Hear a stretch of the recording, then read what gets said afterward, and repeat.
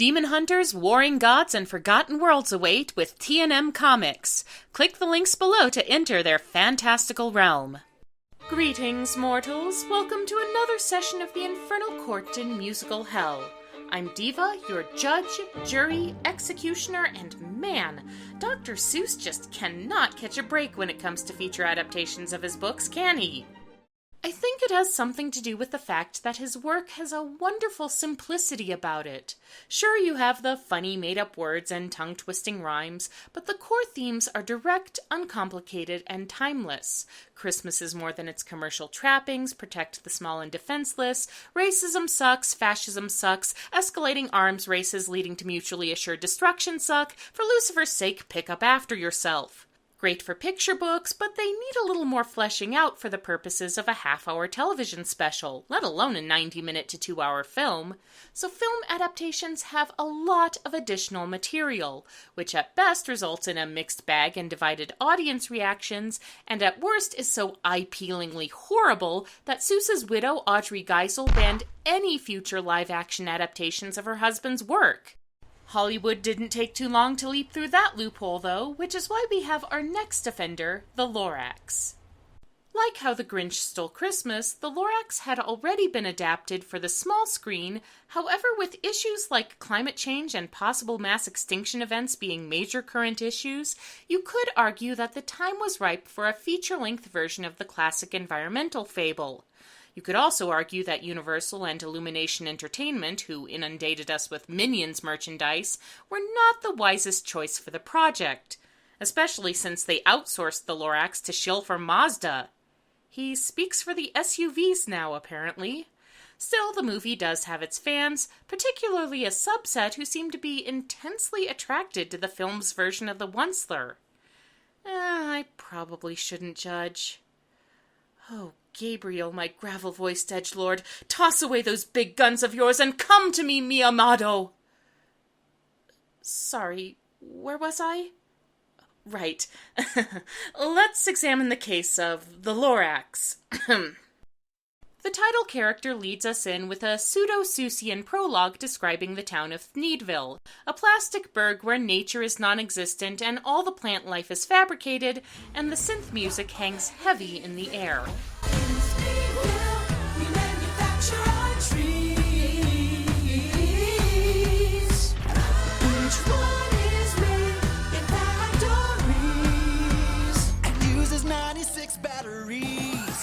And with the opening song, Needville, we get sin number 1. The drum kit is giving me a headache, and the ironically cheerful suburbia thing has been done before. Many, many, many times. The song explains that Needville's number 1 citizen is Aloysius O'Hare, who looks like Edna Mode's less stylish cousin, and made his fortune by providing the town with breathable air, which is kind of in short supply. So, yes, our first major plot point is a ripoff of Spaceballs. Oh, shit. There goes the planet. Next, we meet Ted Wiggins, the previously unnamed boy from the book, who is introduced deliberately crashing a remote-control plane into his neighbor's backyard, so he has an excuse to ring their doorbell and talk to the cute girl inside. Oh, come on. And at first, this movie has no sense of decency. Sin number 2 for Ted, who makes for a pretty awful protagonist. See, his crush Audrey has a thing for trees, actual living trees, and does street art murals of them all over the back of her house. And people said that the touch of their tufts was softer than anything, even silk. And they smelled like butterfly milk. Wow, what does that even mean? I know, right? No, you do not get to make ironic comments about your source material. You have not even begun to earn that privilege. Audrey tells Ted about her wish to have a live tree of her own, and wildly declares that she would pretty much up and give herself to the brave soul who completed this quest for her. So the inciting incident of the whole movie is your standard so-called nice guy does nice things for a girl, merely as a means of earning romantic rewards thing. I bet that sounds crazy. Does that sound crazy? Well, crazy works. Creepy, wrong, stupid, horrible, also very good adjectives for the purpose. Not helping the ugh quotient is the fact that Audrey is written and drawn as several years older than Ted. and the two characters being named after Dr. Seuss and his wife just rubs sulfur in the wound. Ted goes home to ask his mom about trees, but unfortunately Mom is one of those parents who exists to be unhelpful and embarrassing, pretty much in that order. Mom. Come on, Ted, get into it. Dance with the tree. Oh, it hurts, Mom. Please stop. Oh look, the movie's first review. But Ted's Grammy, voiced by Betty White in order to establish her cool old lady credentials, tells him about the Once-ler who lives outside of town and who can tell him what happened to the trees. So Ted sneaks through the town wall and rides his uniscooter to the street of the lifted Lorax. Okay.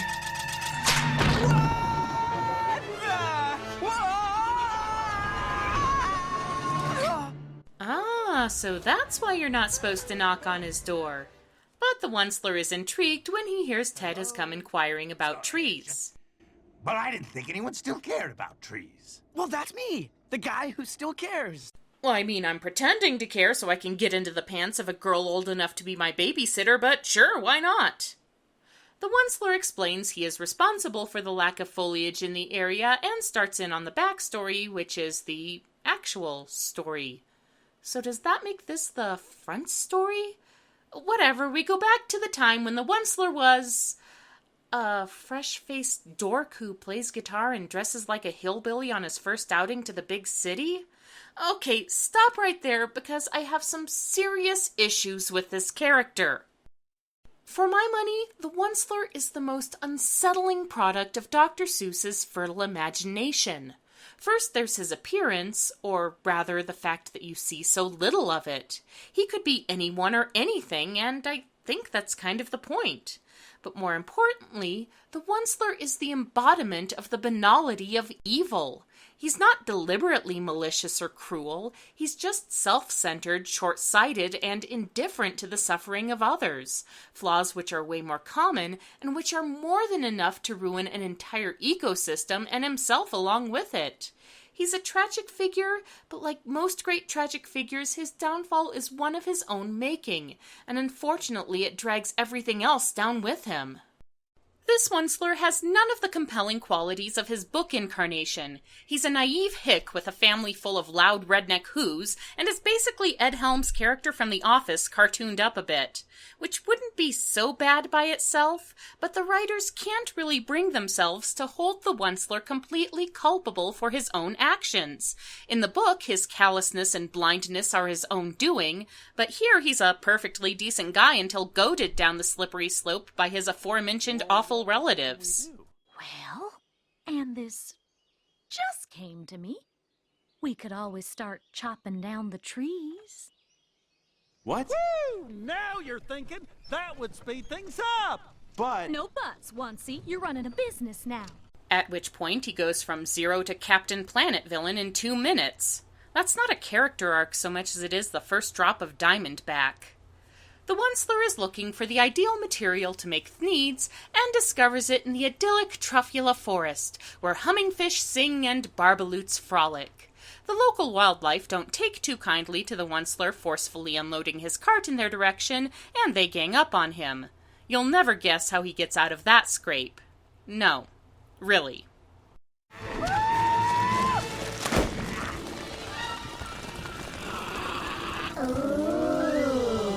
Wow, dumber than advertised. Having placated the fuzzy creatures with sugar, the Once-ler gets his axe out and gets to choppin'.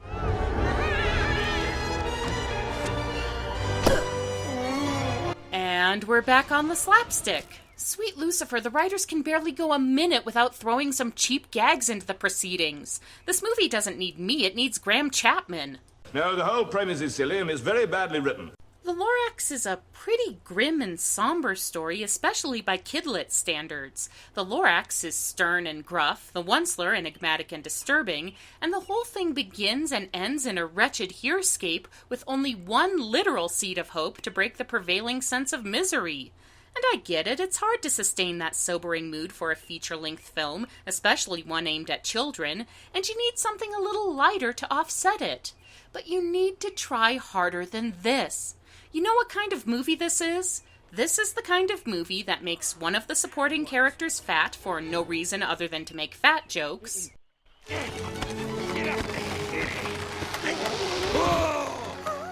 Two guys wake up in bed together and scream at each other. Someone gets misgendered for the sake of a cheap punchline. You wouldn't hit a woman. That's a woman? And our title character, the mysterious and supernatural guardian of the forest who speaks truth to power and is the moral compass of the entire story, behaves like a loutish Odd Couple-style house guest and has this for an entrance. If this movie aimed for a lower common denominator, I could wave to it as it sunk past me. The Lorax and the forest creatures mourn the fallen tree, which only further emphasizes how tone-deaf that entry was, and the Lorax warns the Once-ler to pack up his axe and go home, an ultimatum slightly hampered by the writer's inability to maintain a straight face for an entire scene. Thanks. Yeah, okay. You have been warned. At this point, the old Once-ler needs a break and tells Ted to come back tomorrow. However, when Ted sneaks out the next morning, he finds O'Hare has grown wise to his activities. I make a living selling fresh air to people. Trees? Oh, they make it for free. So, when I hear people talking about them, I consider it kind of a threat to my business.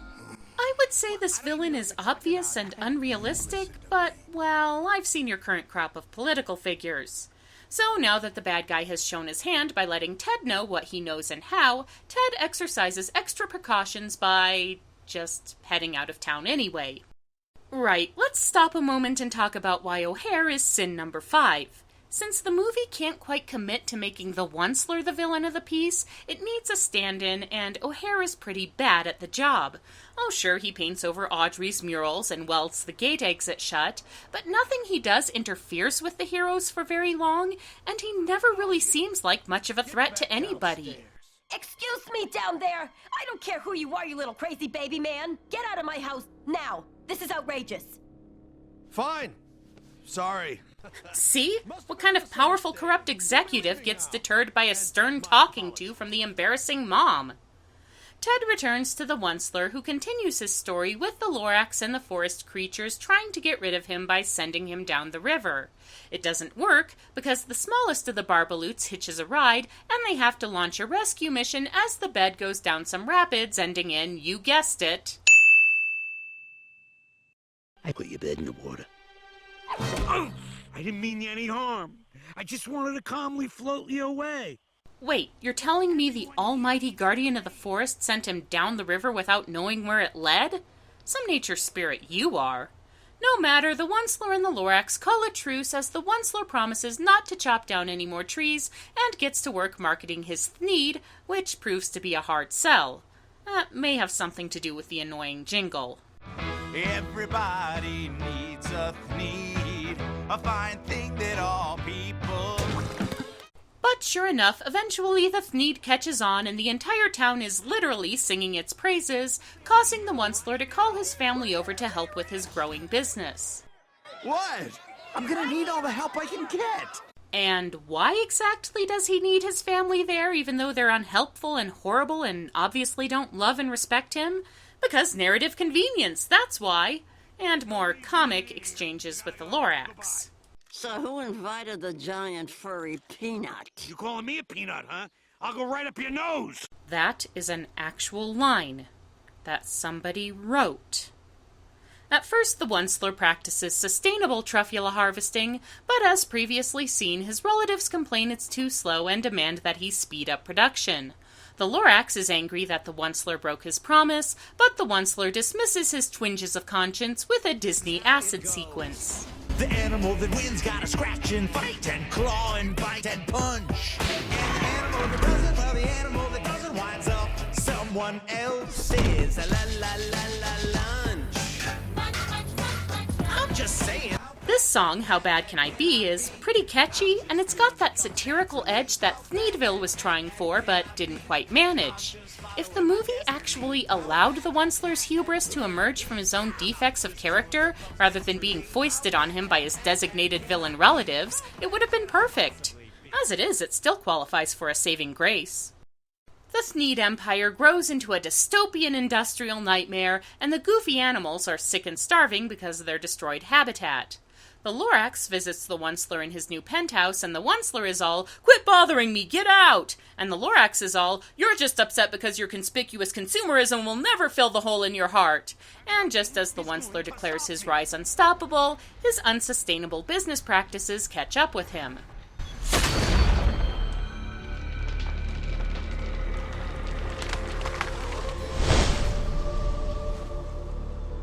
That may stop you.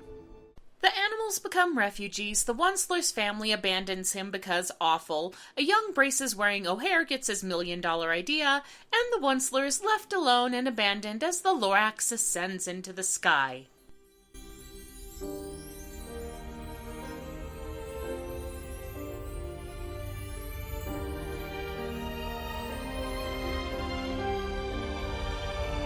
This part is very effective, and where the movie does capture most of the spirit of the book. But oh, what a torturous journey it was to get here. The Once-ler shows Ted the Lorax's liftoff point, saying he believes the Aesop written there is intended for him. I'm not sure why, since Ted has shown absolutely no real character growth, or indicated that he's genuinely interested in the trees for their own sake rather than as a means of getting into Audrey's way-too-old-for-him pants, but whatever. Ted is given the last of the truffula seeds, and here the script takes a sharp turn for the Wally as the protagonists run around trying to protect the small piece of flora from the villains who want to destroy it. Step on it, Ted!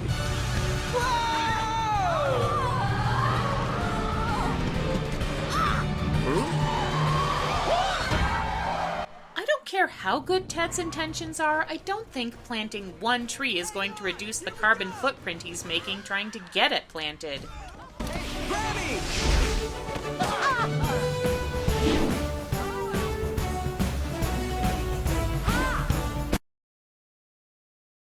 Through a series of maneuvers too convoluted to recount here, Ted retrieves the seed and tries to plant it in the town square. But O'Hare goes on a propaganda offensive, declaring trees to be dirty and dangerous and a hazard to the community. We know why you're really against trees. Because they produce fresh air. For free. I am wounded! You have lied! It is not a lie. It's called photosynthesis. I just realized I would have rather spent the past hour hearing Audrey's side of the story. How did she learn about trees? Why is she fascinated with them? Did she know they used to be real before now, or did she think they were some kind of mythic legend? I get the feeling Audrey would have made a better protagonist than Ted, I need a tree to fulfill my dream of a girl actually touching me, Wiggins. Ted proves O'Hare's duplicity by exposing the wasteland beyond the city walls, and the town rallies behind him in sin number 7, Let It Grow.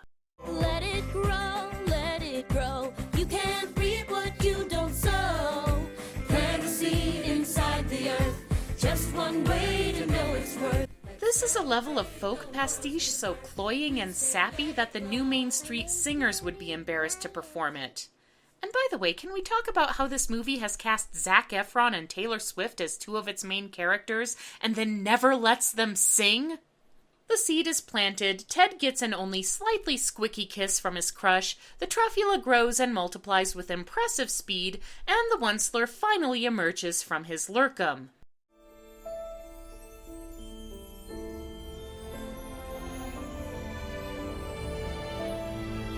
I'm Mary Poppins, y'all! You done good, Beanpole. You actually didn't do much. In fact, you stayed in your room the whole time, but still, you done good. When it matches the solemn tone of the source material, the Lorax does work. But to get to that point, you have to sit through an hour of lazy comic writing, lousy extraneous characters, and a headache-inducing pretext. Much like the Once-ler, it doesn't really appreciate the value of the resource it's exploiting until it's too late. Therefore, the Court of Musical Hell orders the following punishments. For his creepy, nice guy behavior, Ted is condemned to a public shaming on social media. For being a terribly weak excuse for an antagonist, Aloysius O'Hare is turned over to the mercy of the Disney villains. And finally, for the painful hour of pandering I had to sit through to get to anything decent, writers Cinco Paul and Candario are condemned to eternity in the DMV waiting area. Perhaps their punishment will serve as a warning to future adapters of Seuss's material, causing them to handle the beloved classics tenderly and with, or maybe I should start making extra space in the DMV waiting area. So let it be recorded. This session of the Infernal Court in musical hell is now adjourned.